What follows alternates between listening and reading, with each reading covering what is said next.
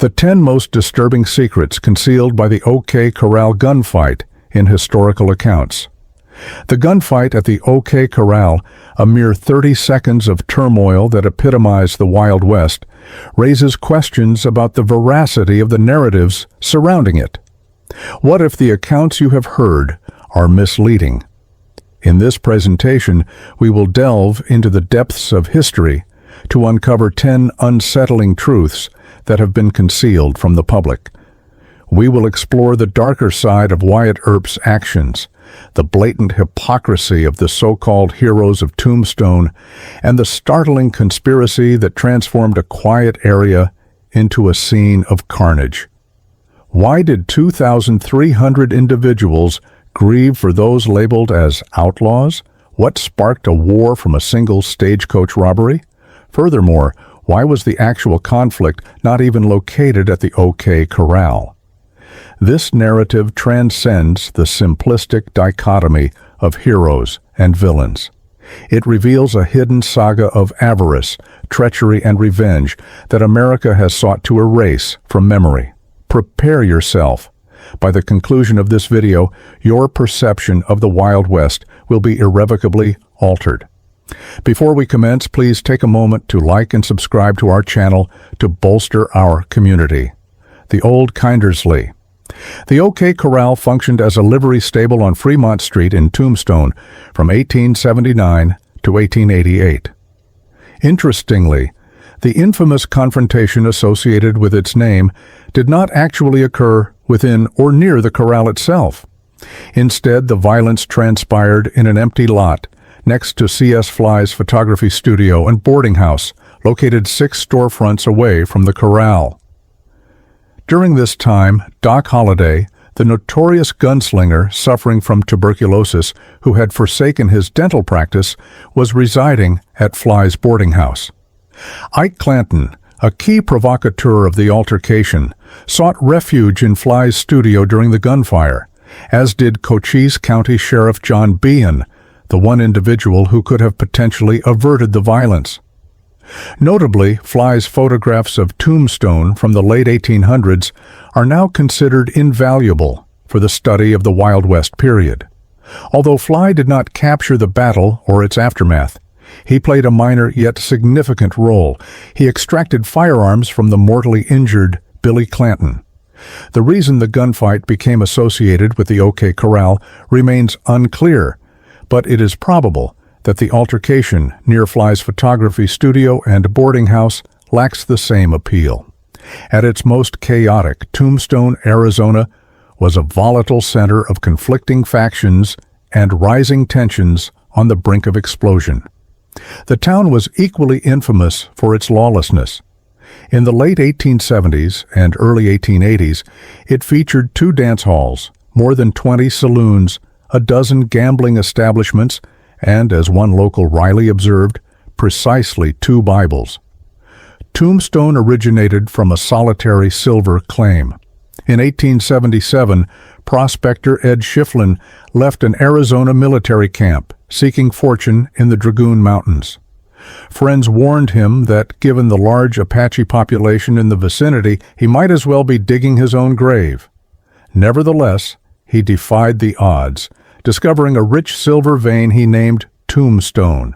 A settlement quickly formed around his discovery. By 1880, the area was alive with wagons, horses, prospectors, women in the sex trade, and ambitious political aspirants.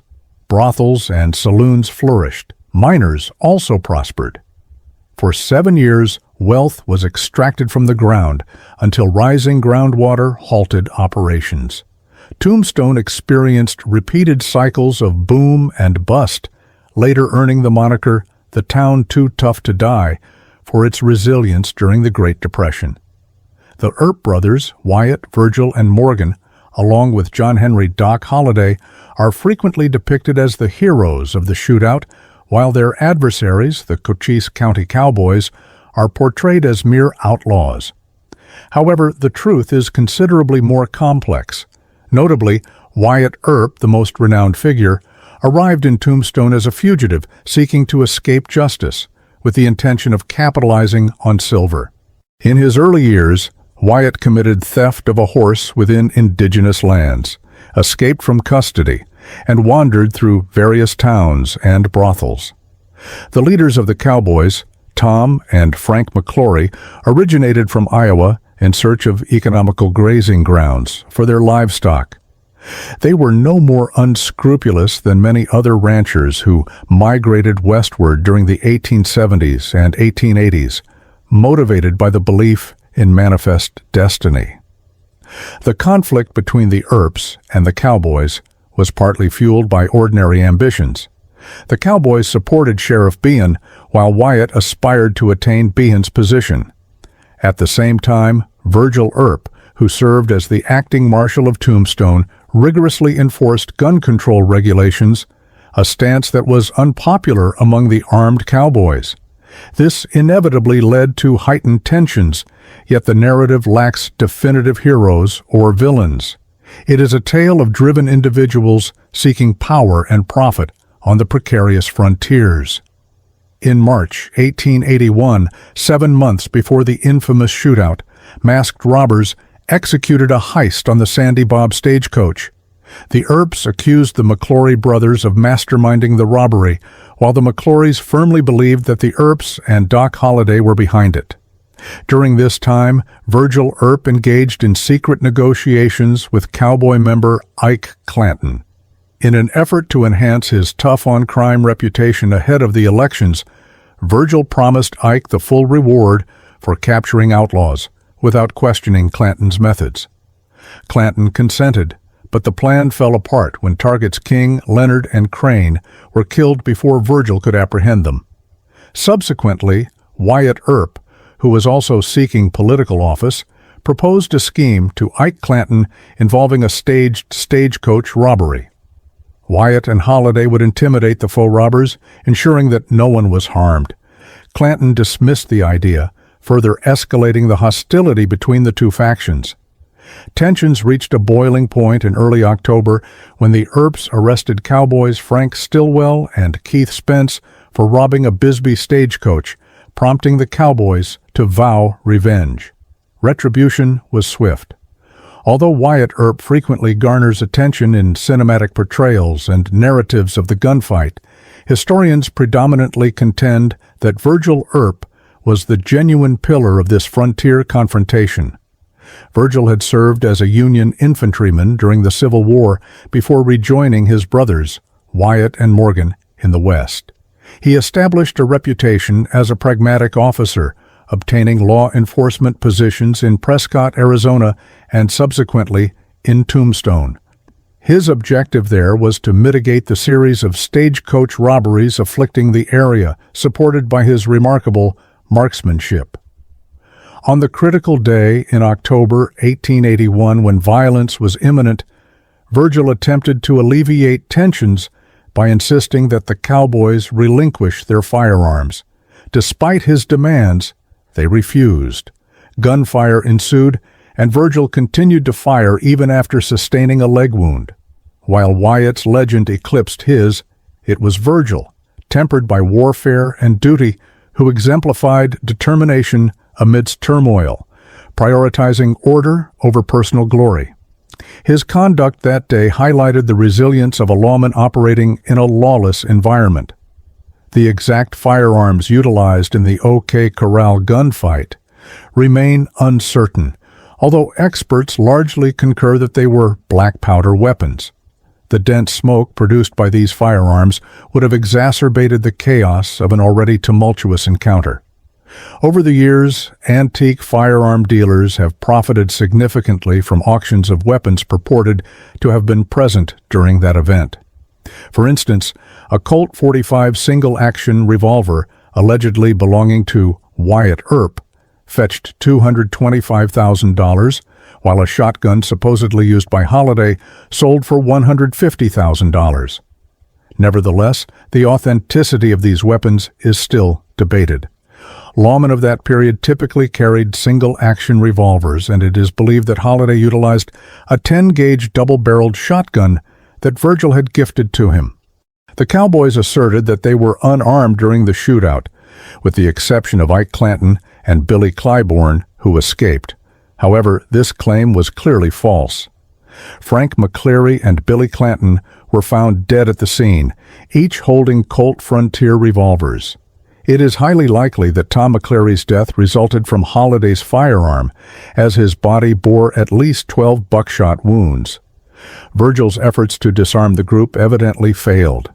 The Cochise County cowboys, often depicted as enemies of the Earps, are frequently characterized as merciless killers in popular narratives.